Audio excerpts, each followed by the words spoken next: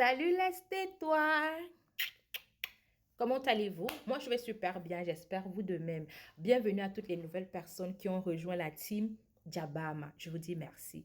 Qui suis-je? Je suis Marie-Diana, la continentale, la go du continent qui va t'aider à réussir ton projet d'immigration aux États-Unis. Nous sommes toujours dans notre série Quelle filière pour quelle carrière? Et aujourd'hui, bien sûr, comme chaque jour, on va commencer par une parenthèse pour répondre à vos différentes questions. Alors, nous allons répondre à la première question qui concerne le GEG. Le DED, pour faire le DED, l'équivalent du bac dont je vous ai parlé hier, il n'y a pas un âge maximum. Il y a un âge minimum qui est 18 ans. Il faut être résident, habiter dans un État des États-Unis, ok? Et les gens qui ont le visa F1 et J1 ne peuvent pas composer le DED.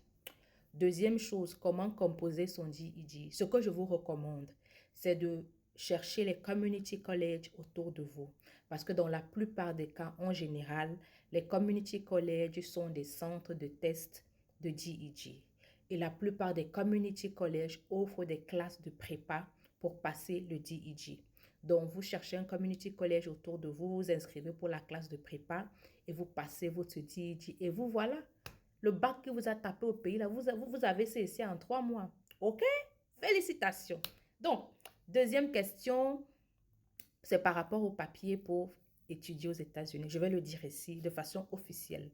En dehors des international students, pour étudier aux États-Unis, il faut avoir soit la green card, soit être citoyen américain, soit avoir terminé son processus d'asylum, c'est-à-dire vous avez votre working permit et votre social. Il peut y avoir certaines restrictions sur certaines formations pour ceux qui sont réfugiés. Bon, ça encore, ça a vérifié. Il pourrait y avoir. Mais voilà les 3 catégories de personnes qui peuvent étudier. Aussi, les réfugiés, c'est-à-dire ceux qui sont en asylum, ne peuvent pas accéder à la bourse du FAFSA. Vous devez seulement être excellent à l'école ou bien être excellent dans le sport. Comme ça, vous aurez d'autres types de bourses. OK?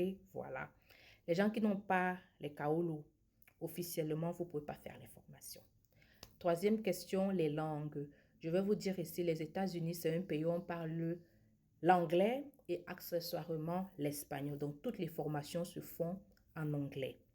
Et pour toutes les formations, je l'ai dit, il y a toujours un placement test en anglais. Vous devez au moins savoir lire, écrire et surtout entendre, écouter, comprendre l'anglais. Donc, c'était tout pour la parenthèse de ce jour. J'espère avoir répondu